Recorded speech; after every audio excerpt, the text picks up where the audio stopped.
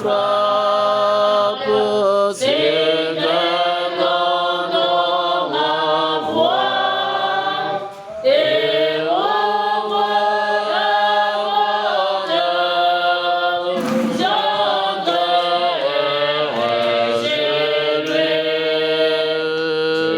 Digne notre Seigneur, et notre Dieu, de recevoir la gloire, l'honneur et la louange.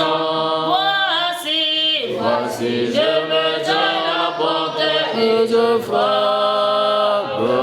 Si quelqu'un entend ma voix et ouvre la porte, j'entrerai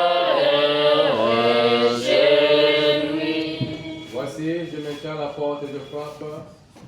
Si quelqu'un entend ma voix et ouvre la porte, j'entrerai chez lui, dit le Seigneur. Entendre la voix, c'est une bonne chose. Mais ouvrir la porte, c'est une très grande chose parce que c'est ça qui nous permet d'entrer en communion avec notre Seigneur et Sauveur Jésus-Christ. Ainsi, mes frères, les saints enseignements orthodoxes nous rappellent que le don le plus précieux que Dieu a donné à l'homme, c'est le don de la liberté. Sur cette terre, chacun est libre de choisir sa voie, mais à la seule condition qu'il soit aussi apte à supporter les conséquences de ses choix.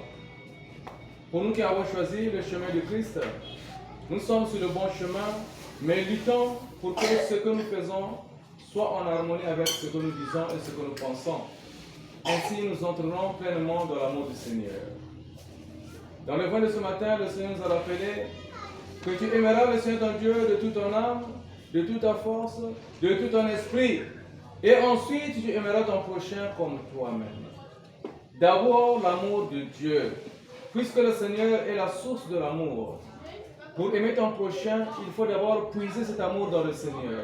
Sinon, l'amour que tu auras pour ton prochain ne sera qu'un amour par intérêt. Ainsi, l'amour va exister pour un temps. Mais si tu puises l'amour dans le Seigneur, tu aimeras ton prochain non pas seulement parce que c'est un être vivant, mais c'est parce qu'il y a la présence de Dieu en lui. C'est ce qui nous permettra de supporter donc les caprices de nos frères. Parce que la personne que tu vas aimer aujourd'hui, bien sûr, tu l'aimes, mais sache que il fera ce qu'il peut pour vivre et tu ne pourras pas accepter tout ce qu'il pose comme action. Nous avons nos enfants dans nos familles, nous les aimons tant, nous faisons des dépenses, nous payons les cours, nous faisons tout. Mais vous verrez que le comportement qu'ils affichent aussi n'est pas ce que nous voulons. Mais si nous n'avons pas l'amour de Dieu, est-ce que nous allons continuer à aimer ses enfants? Je ne pense pas. C'est pourquoi le Seigneur nous a rappelé que tu aimeras ton Dieu de toute ta force, de toute ton âme et de tout ton esprit. Et après, tu aimeras ton prochain comme.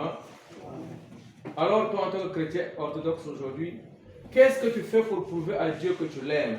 Est-ce que ce n'est que par la parole? Est-ce que ce n'est qu'en venant tous les jours à l'église? Ou bien tu poses des actes de bénédiction ou des actes qui sauvent? Chacun de nous doit lutter selon la grâce que Dieu lui a confiée, selon la force que Dieu lui a confiée. Il doit lutter pour chercher à conserver l'amour de Dieu. Ne perdons pas de vue la grâce de Dieu, quels que soient les temps et les contre-temps, quelles que soient les circonstances. Nous devrons rester attachés à Dieu parce que le Seigneur est notre Créateur et nous sommes sa créature.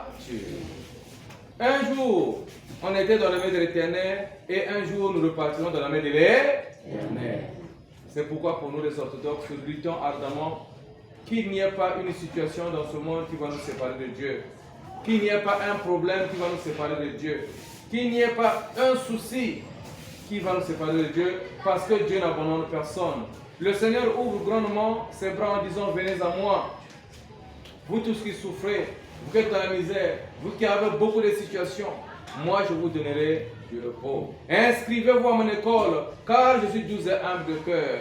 Nous devrons rester des éternels apprentis pour chercher à découvrir notre Dieu, pour chercher à conserver la relation avec notre Dieu. Parce que chaque jour qui passe, nous traversons des situations difficiles, nous traversons des situations imprévues, mais nous devrons garder intact l'amour que nous avons pour notre Dieu. C'est cet amour qui te sauvera toi-même, qui sauvera tes enfants, qui sauvera ta famille, qui sauvera toute la société. C'est pourquoi le Seigneur nous a rappelé en tant qu'orthodoxe ce matin, ne te bats pas seulement pour aimer les humains, oui, ça viendra après, mais lutte d'abord toi-même pour que ton être, ton corps, ton âme, ton esprit garde intacte sa relation avec son Créateur, le Dieu qui t'a créé, le Dieu qui a accepté d'envoyer librement et volontairement son Fils unique Jésus-Christ, qui est venu mourir pour toi et moi sur la croix afin de nous sauver. Il a prouvé qu'il nous aimait tant. Mais toi, tu dois lutter pour poser des actes qui vont effectivement attirer l'attention de Dieu. Que le Seigneur se rende compte que voici je regarde sur la terre, voici mon fils ici ou ma fille ici est en train de chercher mon visage. Ainsi nous serons de véritables chrétiens, mes frères. C'est pourquoi ce que nous allons garder, aimons Dieu plus que toute chose. Lorsque nous aurons l'amour de Dieu, nous allons tempérer les caprices de ce monde. Lorsque nous avons l'amour de Dieu, nous allons tempérer les soucis de ce monde.